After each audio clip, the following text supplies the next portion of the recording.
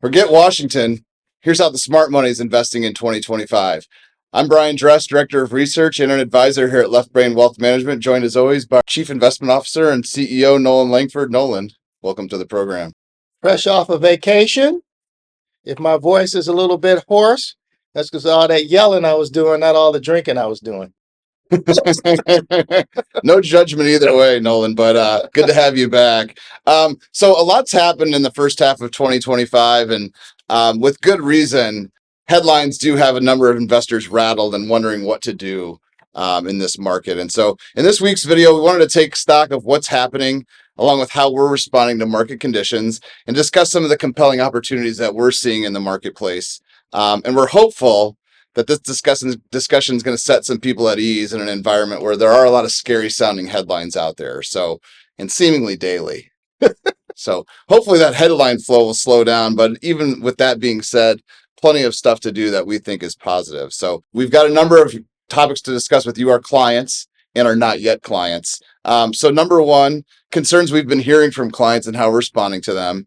Number two, the danger of mixing politics with investment strategy, one of our favorites. Number three, areas where we see opportunities for strong returns in medium to long term in terms of growth opportunities. And then number four, we're going to talk about an income opportunity, which is one of your favorite topics. So let's jump in. Let's talk about number one, the real risk in 2025 and concerns we've been hearing from clients. So I want to share a little bit about what I've heard from clients. I've had a few conversations in the last few weeks, and a number of people just kind of paralyzed by the headlines and what's going on out there. And it's causing hesitancy, not only from prospective clients that we're trying to work with, but also from current clients that are kind of hesitant to get started with a little bit more investing.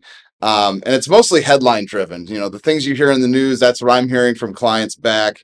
And sometimes that's all they hear, and it's not super surprising. But what have you been hearing on your end?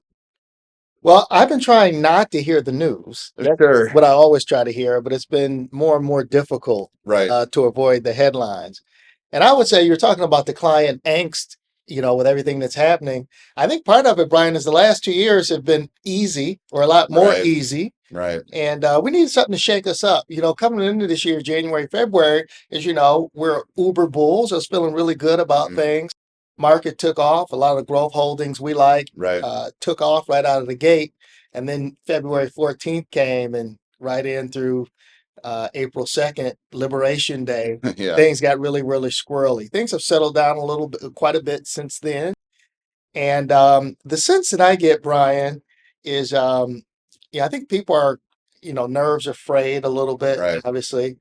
I think people are kind of tired of hearing it. So Yeah. I think people may start to get tone deaf pretty soon. Yeah. I think the playbook is out there, scare them, tax them, tariff them, and then back down. And then things aren't as Yeah. bad. Kind of a pattern emerging, right? Yeah. So I get the sense that things are settling down. I think people are a little bit numb. And quite frankly, it's the summer. It's beautiful here in Chicago in the Midwest.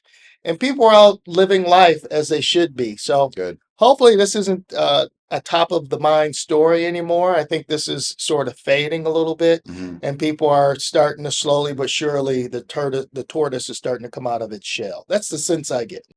Yeah, market seems to be kind of settling in and responding less to sort of the headlines that are happening, which is good. I want to bring up a term that's kind of it's a little bit newer in the market, FUD. That's fear, uncertainty, and doubt. That's kind of an old crypto term, Yeah. which is interesting, but it's kind of starting to filter in to the overall market. But I want you to talk about kind of what are the opportunity costs of that FUD, and specifically the cost of, trying to hide out in cash. I'm an optimist, and I am hopeful that if anybody has cash that they're hanging on to, it isn't because of FUD. It's just because they haven't had time to getting around to doing something more useful with the cash. Okay. That's what I'm hoping. So all of you who are listening that do have cash, where you've been too busy, life has been happening, you have family issues, the summer, work issues, we just haven't had an opportunity to sit down and think proactively about what's the best use of this cash. Right. We're going to give you some ideas on this show and our income ideas. And to get right to the point, it is time to get busy. If you look at your statement, even from cash, I bank at Chase. And, they still show my interest with a decimal point in front of it. Right. Yeah. You know? There's a zero and then a decimal point. Yeah, Yes. Yeah. exactly right. And so we know even with inflation being much lower, I think the last print we got was somewhere around 2.5%. Right. We need our money to at least be earning 2.5% just to keep up with the cost of things. Right. And so if I have 1 year where my money's at Chase or any other bank, I'm not blaming Chase. I really like Chase. But if any bank's paying me 0.01 and inflation's 2.5, if I go 1 year, I'm 2.5% behind. I go 2 years, I'm 5% behind, Absolutely. So it is time to do something. And for anybody that has cash, we're going to encourage you to get off the sidelines. There's a lot of investment opportunities. You don't have to go from 0 to 10, but there's some things that you can do in the middle. Yeah, absolutely. We want to have compounding working in our favor, not, against us, right? Yeah.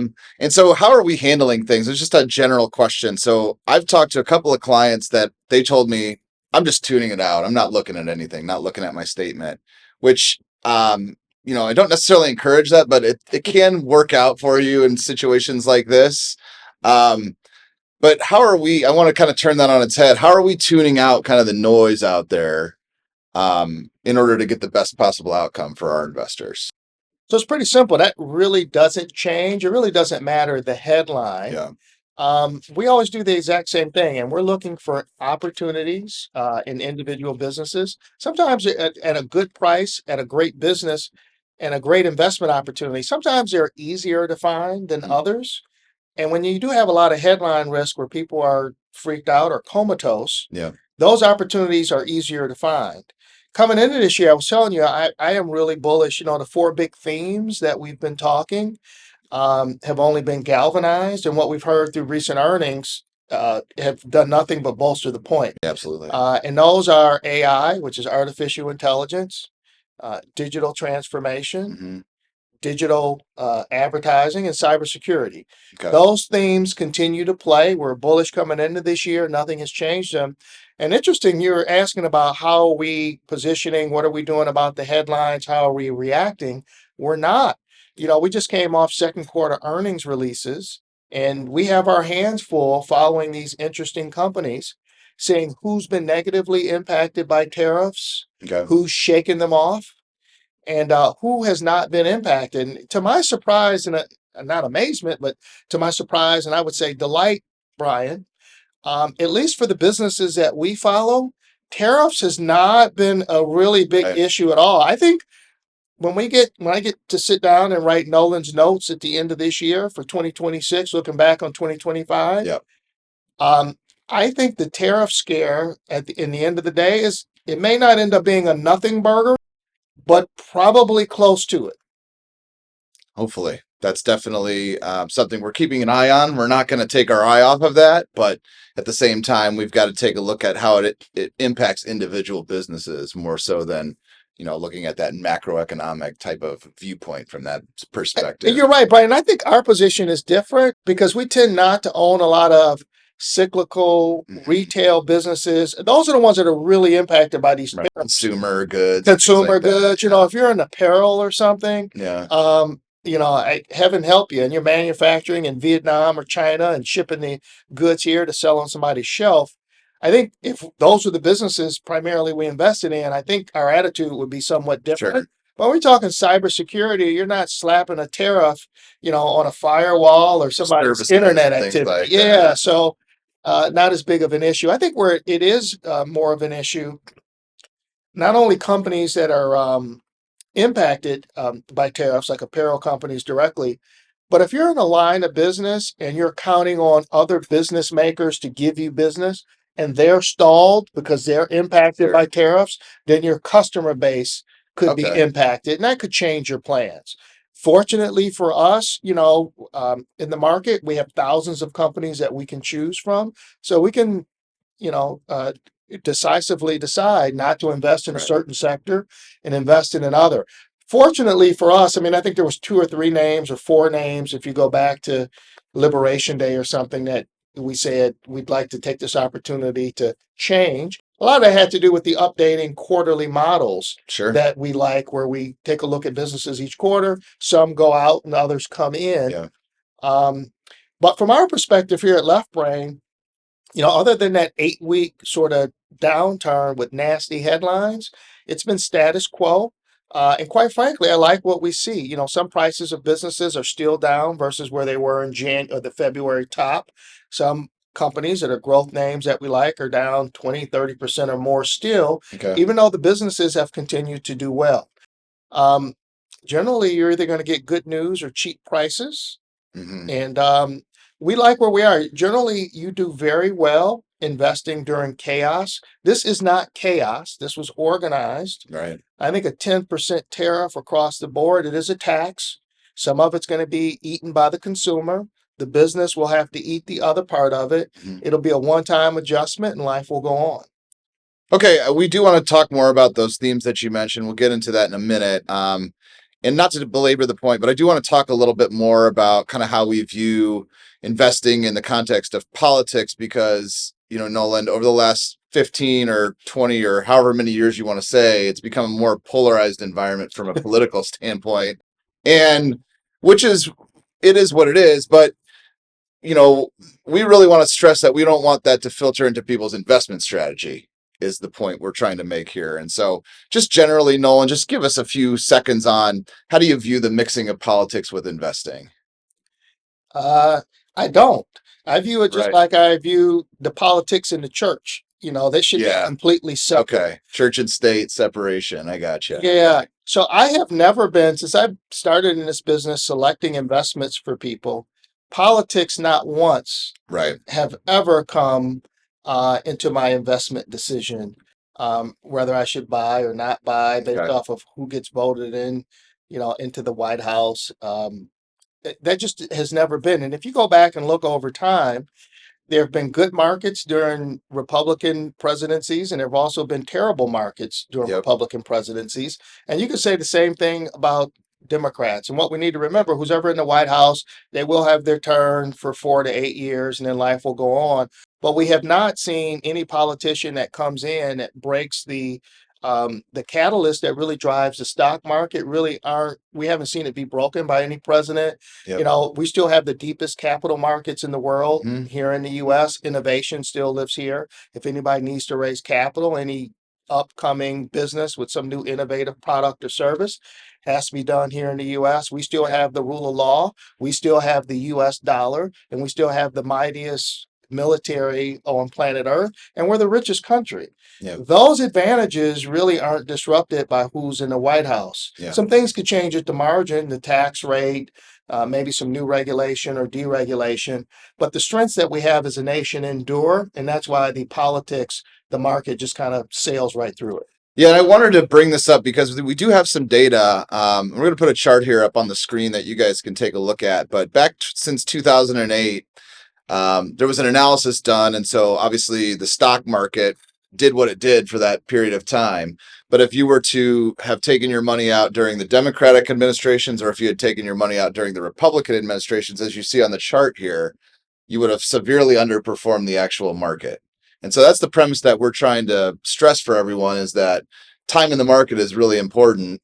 And we don't want you getting out of the market just because you may have a political view. Everyone's entitled to their political view, but we don't want that to impair, kind of your family's future financially. My guess, Brian, is there's a dichotomy between the way people feel about politics and investments from how long they've been with us as a firm. True. Um, and I think there's probably a demarcation. Anybody that's been with us as a client, I'm going to just throw this out there, probably for 5 years or more. Mhm. I doubt very much at all that this episode has bothered them or they have any questions on our stance on politics or Sure. anything of the sorts. Maybe people who have been here lesser time, they don't, maybe they're not fully ingrained in the left brain way. Right. I would encourage you all to go to our website and read Noland's notes.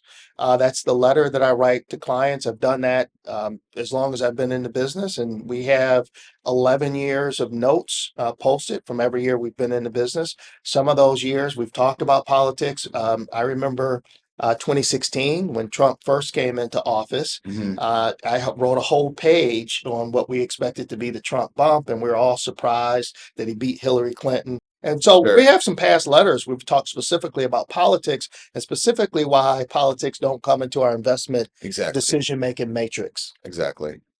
And then I guess I'm going to put a bow on the politics topic. We're going to move on to what we really like to talk about. But, let's talk about, everybody's kind of thinking about the negative, what could go wrong and everything else. And fair enough. But, what are a couple of things that might go right, that might work in investors' favor in Washington?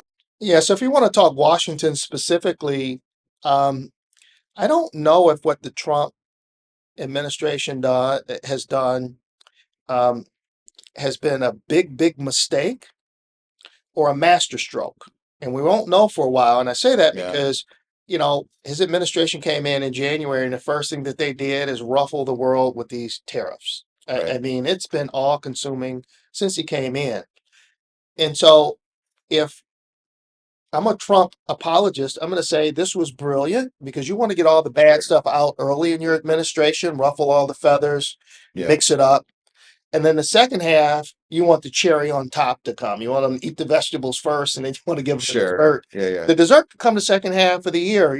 We got this tax cut legislation. Deregulation was a big Trump rallying cry when he won the election. Right now, we haven't seen any deregulation. That was supposed to usher in M&A, mergers and acquisitions, big companies buying small companies, companies being allowed, being given the space to merge. We haven't seen any of that yet. A less aggressive FTC.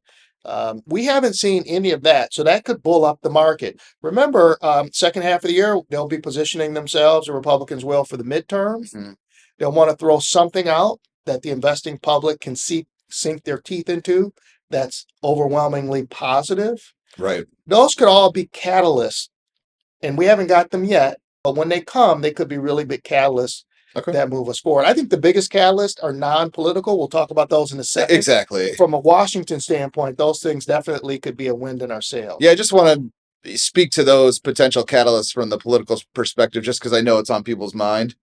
But let's move on to more germane topics that make more sense from our investment perspective, and move to the third topic, which is where the smart money's going. So, Nolan, we talked about, you mentioned briefly a handful of areas that we like in the market. So AI, cybersecurity, digital transformation, digital advertising.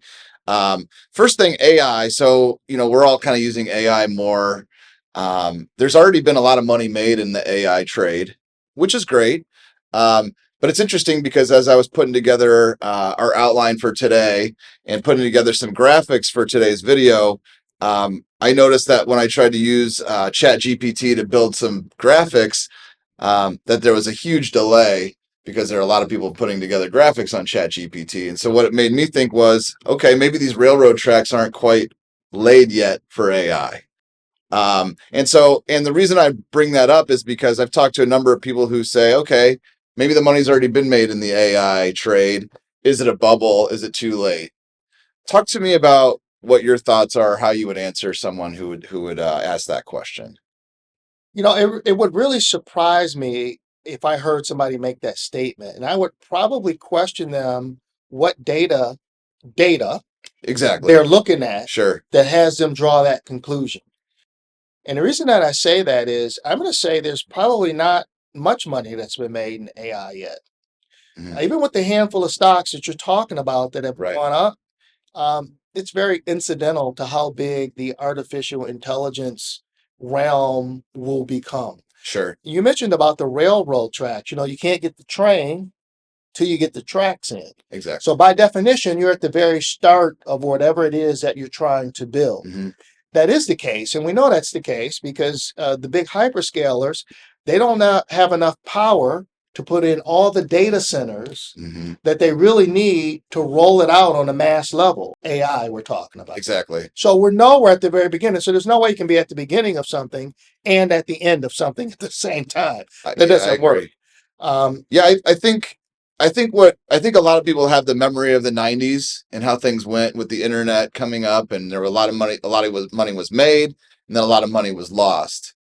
But, I think we see some similarities to the 90s, but talk about the differences. What is different between the companies that kind of made a boatload in 1998 compared to companies that are doing well now?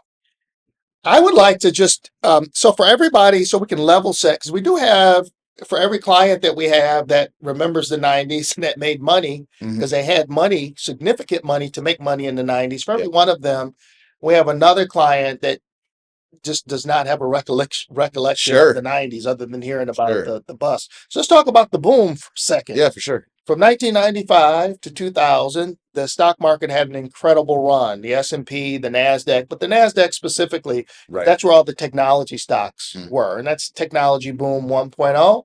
We had this boom from the mid 90s to 2000. A lot of it was driven by Y2K.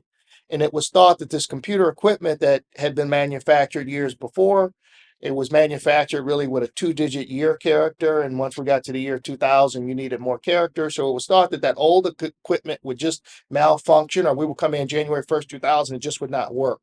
Right. That, along with the internet, spurred a lot of technology spending and innovation. From 1995 to 2000, the NASDAQ averaged something like a 40% annual return. Yeah. So every $1 turned into $5, over 5 or 6 years. It was an incredible run. And a lot of people made a lot of money. And another area that did very well during that time was the IPO market, initial public offerings. Companies that needed to raise money for some new innovative idea. In a lot of cases, they were involved in the internet or technology space, hence the name .com on the end of everything. Very similar to today, where you're hearing everything is .ai or AI enabled. Sure. Very similar. And you're right, we got a boom. And then starting in March of 2000, we started to get a bust. Now, the thing that's different about that one and this one, one of them is most of those companies in that internet age were hardware based. Okay. Margins were a lot smaller. And anytime you're dealing with hardware, that business is cyclical by definition. Right. So that's one of the differences. What people really remember is like the web.com and tech.com. Yeah. Some of these ridiculous businesses, those are the ones that they talk about because they had no revenue, no earnings. People were evaluating them on silly metrics like the number of eyeballs or something. I mean, it was really silly season. So it was unproven business models. I think they were allowed to flourish because money was easy. So people would fund all these ideas. Things are so different today than they were back then. Let's start with the companies themselves. Today's companies that are out, that are public, the ones that we look at and evaluate for opportunities in this tech and AI space are profitable. Exactly. So you have not only revenues, you actually have earnings and cash flow. So by definition, if you continue to have cash flow, you're not going bankrupt. So you're a sustainable business. Business models now are a lot better, a lot more tested because investors aren't going to blindly just write you a check for your shares. They've been through this before, so it tends to be a tougher vetting process. Okay. I would say that is different. The business models are definitely different and much further along. So I would say there's not a lot of strong corollaries between then and now. Okay, that's good. I will say the opportunity, though, is much bigger. We had just started email in the late 90s, and the internet really had just gotten going. Servers really wasn't a big thing. There was no mobile at that time. Right. So it was a different environment. Now, here we are in the AI age. The opportunity is just so much bigger. Back then, the internet was big, and it wasn't really the internet from 95 to 2000 that made you money. It was the businesses that were able to flourish because we had an internet. Sure. So think Meta, Facebook, think Amazon, even Apple to a large extent. Google, these companies did well on the back of the technology boom 1.0 because we had an internet. Right. So now I'm saying if AI is going to be bigger and much larger, if the internet created companies from 1 to 3 trillion, what is possible in the AI age? Right. Absolutely. I love that you brought up Y2K. It seems so silly in retrospect. Okay, so I want to just do kind of a little bit rapid fire. We got a couple of other topics that we want to talk about, which is cybersecurity. So one of our favorite stocks is CrowdStrike, CRWD. Put a chart up here for you guys to take a look at. They recently had earnings, so we know cybersecurity is a big theme that we've been following, and obviously it's one of those things that it's a compulsory spend. You really can't, with the threat level that's out there, you can't just decide we're not going to spend money on cybersecurity if you're an enterprise, a large business, et cetera. So tell me a little bit about what we learned from CrowdStrike in the most recent earnings report. That's a good point. So I think most of the viewers here who are clients, if you look at your statement, most of you, if not all of you, will have some shares of CrowdStrike. It's the largest cybersecurity publicly traded company, one of the largest that trades in the market. And you're right, their raison d'etre, the reason for being, is stopping breaches. Yeah. That's in their tagline. You cannot be the CEO, owner, or manager of a business, have all of your data unlocked that anybody can come shut your business down by locking up your data Right. and demanding a ransomware. That doesn't work. If you're a CEO, you're getting ousted. And if you're an owner of a business, you're going to go bankrupt. That's You know, right. you got to have a lock on the front door. So in general, that's why we like cybersecurity as an industry. And it's not just CrowdStrike. They certainly are the leader. They're much Definitely. further along from a business model standpoint. Okay. The market cap's approaching 100 billion, lots of free cash flow. So they're a leader in the space. You can be comfortable that this business is going to be around into the future. But we like the whole space. There's some other businesses we've been looking at. Zscaler's one of them. Cloudflare's another one. We've owned Okta in the past, Palo Alto Networks, Fortinet. We've owned a lot of names in the past. The industry itself is just a very fruitful, durable industry at this point. And we think for the foreseeable future, there's profits to be made there. Mhm. Our favorite name is CrowdStrike, but we think the entire industry is going to be very fruitful for investors. Okay, and then we like digital transformation and digital advertising as well. So we won't go into too much detail, but just quickly, what are we seeing there? We're seeing a big opportunity. In the past, advertising has made up a big part of our economy, and it's made up a big part of the stock market. And we're changing our viewing habits. You know, it used to be TV was linear. We had cable. You went home Wednesday at 8 o'clock because your favorite show was showing the newest episode. Now everything's streaming and it's on demand. Mhm. Advertisers has followed eyeballs. Eyeballs were cutting cord cable, 200,000 a year, 200,000 a month are cutting Right. the cord Yeah, yeah. and going to streaming. And advertisers are doing the exact same thing. They're taking their ad dollars to streaming platforms. So they're doing that for podcasts, which stream, Yep. and they're definitely doing it not just for Netflix, who added a new ad tier a couple summers ago. And all cable that streams now had some sort of advertising component to it. And I think with as long as Netflix has been around streaming and streaming's been around, Yeah. you think to yourself, isn't advertising already on the digital map? And it's not. It's still the minority of advertising is done Wow. digitally, still mostly done in an analog, linear type of way. So I think that creates a great opportunity. Advertising a few years ago was about a $700 billion industry. Yeah. It's now about $1 trillion. So people have products and services and they need to tell us consumers about them and they need to reach us. And they do that by advertising. And more these days, it's done digitally. Okay. We're not at the beginning of the transformation, but we're in the middle part. So there's still a lot of profits to be made, and there's still a lot of growth in chasing the ads going to digital. It's just interesting that a number of the different topics that we're talking about all have a similar kind of thread running through, which is it seems like it's been around for a while, but there's still a lot more transformation to happen going forward. And so from an investment point of view, that means there's more opportunity, even though you may have seen, Netflix has been around for over 20 years, but they're still making money. They're still growing. So that's just kind of a thread that's running through a lot of this. Let's move on to the fourth topic and close things out here with income securities. Nolan, we know you like income securities. We've been talking them for a couple of years now. We've been putting them in accounts forever, but we know growth is one way to build wealth. But there's another way to build wealth, which is income securities are generating more income. It plays a crucial role. And then in volatile environments, it also brings some buoyancy to your portfolio because you've got predictable streams of income coming through. And that's, other market participants see it that way as well. So explain the importance of income in portfolios as we see it.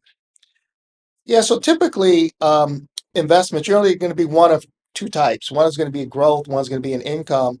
Let's take the case of CrowdStrike that you just mentioned. Yeah. CrowdStrike is a traditional growth investment, meaning they don't pay me any income today. If I'm going to make money on CrowdStrike, it's because I bought the shares today at 400 and they went up to 1,000, and that's how I make my money. The business value grows because the business gets better. Yeah. And then I can sell my shares for capital gain. But there's another category of business that says, I'm not going to make you wait. I'm going to pay out all of my current income today in Okay. the form of cash. So not a lot of appreciation. I can buy the shares at 10. If I wait 10 years, they're probably still going to be around 10.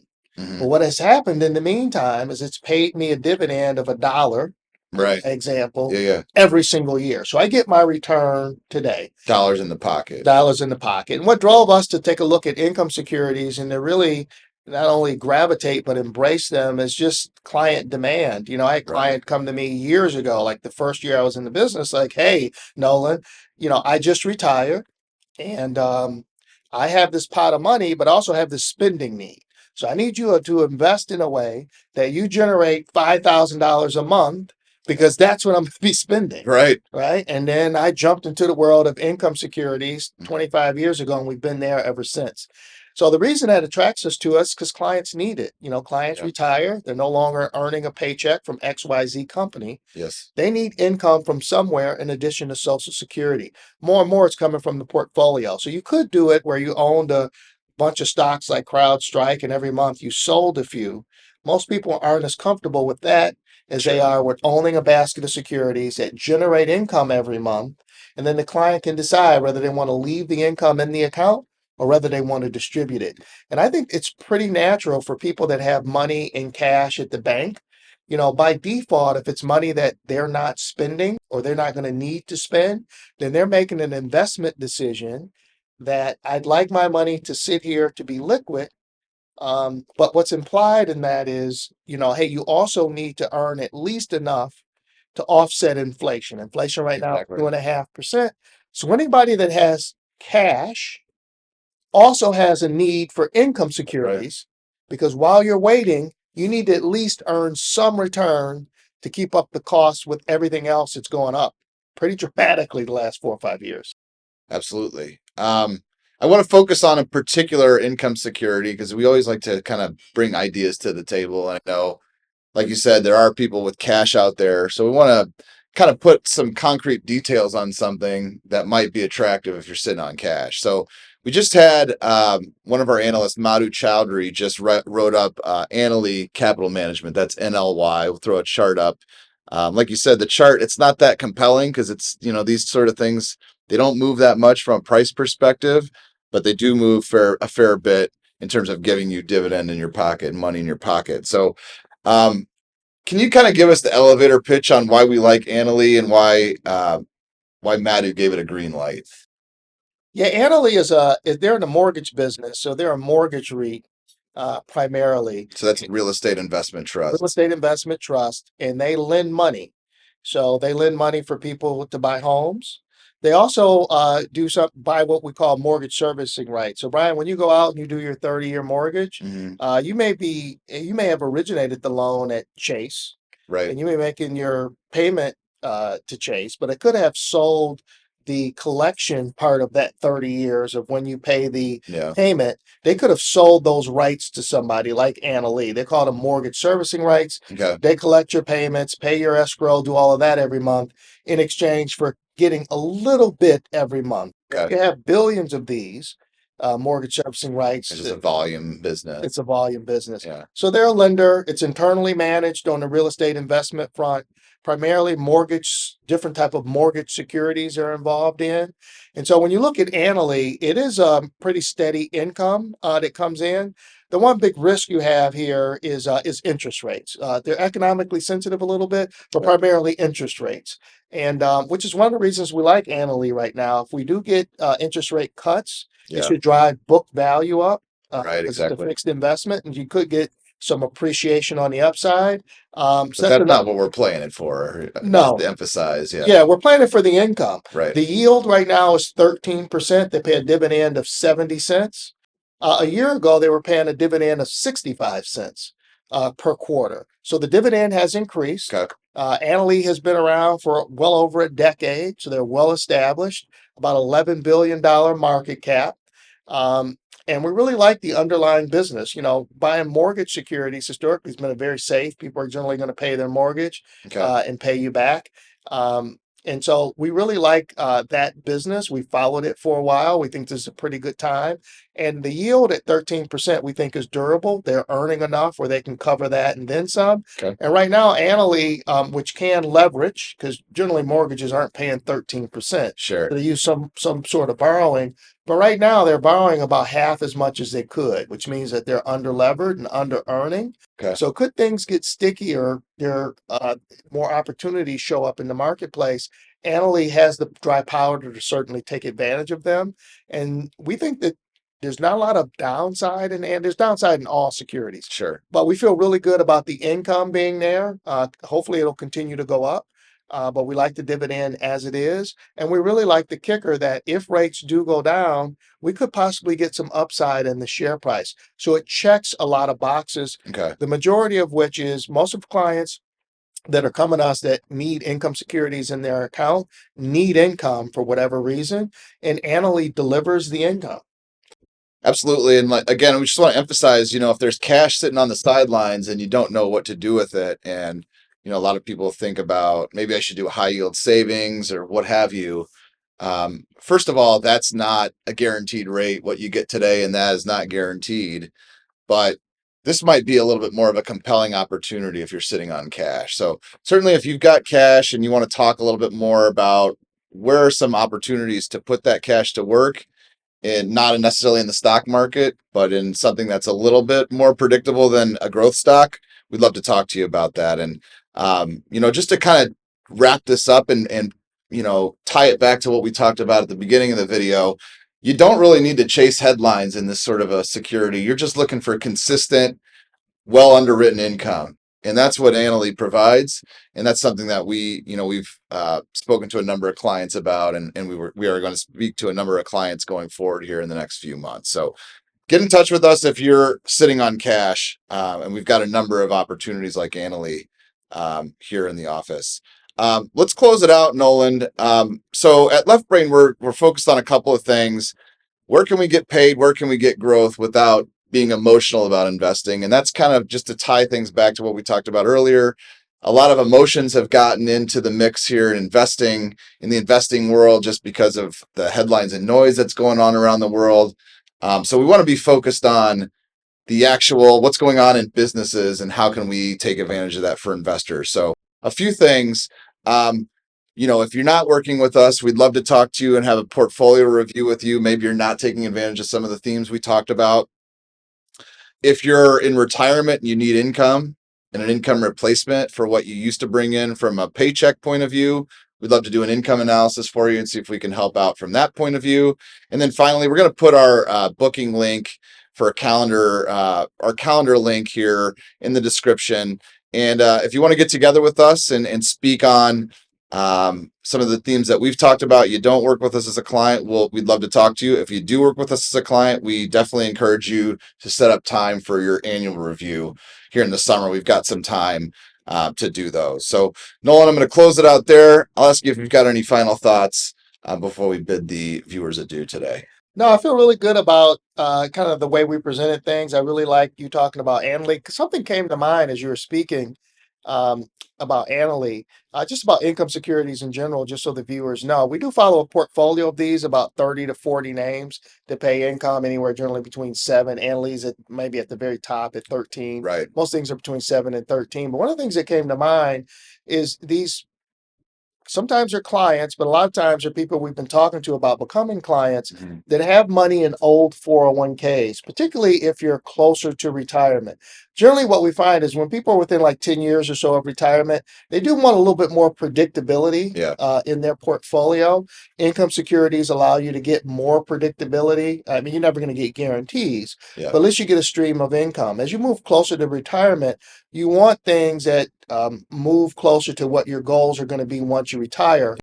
which is a reason that you don't want money sitting in an old 401k. You want to be active with it. So this is an opportunity to think about whether it makes sense to roll in that money over to get exposure to pure play AI, digital ad space, income securities, that sort of thing. Okay. And the other thing that I thought about is a lot of these clients that we have that are executives or that work at publicly traded companies, it's mid-year, so it is a good time to take a look at your 401k, to take a look at kind of how you've invested. Clearly, if you have any old 401ks, we'll talk to you about whether it makes sense to roll over. But also mid-year, think about the employee stock purchase plan. This is a good time to review that. Here in the next quarter, the company will probably be coming around talking about elections for 2026. The deferred comp plan, most people only pay attention to that in October when they come around asking you about how much you want to contribute for the new year. And then finally, income taxes. Most people just finish their taxes in April. It's a really good time for us to do an income tax review. If you have an advisor, sit down with them. If not, we're happy to sit down with you. But we do the income tax reports. Let's take a look at how you did on the 1040. Are there any capital gain, capital loss carry forwards? As we're managing the portfolio this year and we're looking to make changes, if there's capital loss carry forward, may give us an opportunity to make some changes with some securities that have embedded gains. Okay. And if you've had gains last year, it's mid-year, so you may want to take a look at what realized gains or losses you have this year to get ready to position yourself for 2025 taxes. Well, Nolan, it's the summer. We usually think this is a quiet time. There's plenty to do.